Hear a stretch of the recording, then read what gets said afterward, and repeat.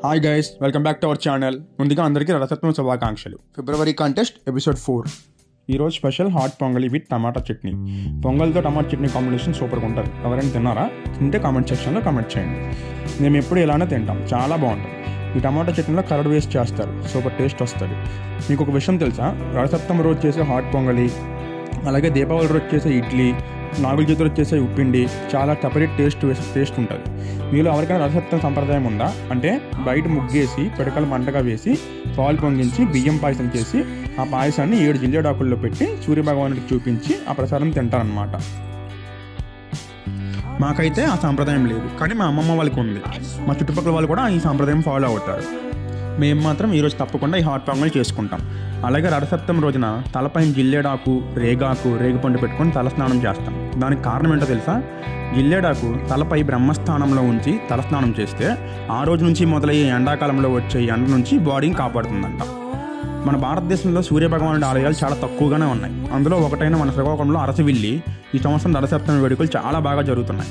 అరసవిల్లి పుణ్యక్షేత్రంలో జరిగే ఈ వేడుకని స్టేట్ ఫెస్టివల్గా కూడా అనౌన్స్మెంట్ చేశారు. ఫిబ్రవరి 2, 3, 4 3 రోజులు చాలా ప్రోగ్రామ్స్ కండక్ట్ చేశారు. Drawing competition, Mangli singing, helicopter riding ఇలాంటివి పెట్టారు. మీలో ఎంతమంది సూర్యభగవాను దర్శనం చేసుకోవడానికి మన తిక్కోలికి వచ్చారో కామెంట్ చేసేయండి. ఇంతకీ మీకు అరసవిల్లి క్షేత్రం యొక్క కథ ఏంటో తెలుసా? అప్పుడు కురుక్షేత్ర యుద్ధంలో చనిపోయిన ఎవరైనా సరే, అంటే కౌరవులైనా సరే పాండవులైనా సరే నా బంధువులే కదా అని బలరాముడు బాధపడి తీర్థయాత్రలకైనా బయలుదేరుతాడు. అలా తీర్థయాత్రలను చూసుకుంటూ ఇప్పుడు అరసవిల్లి ఉండే ప్రదేశానికి వస్తారు. అక్కడికి వచ్చాక అక్కడ ఉన్న ప్రజలు కరువుతో బాధపడుతూ ఉంటారు అనమాట.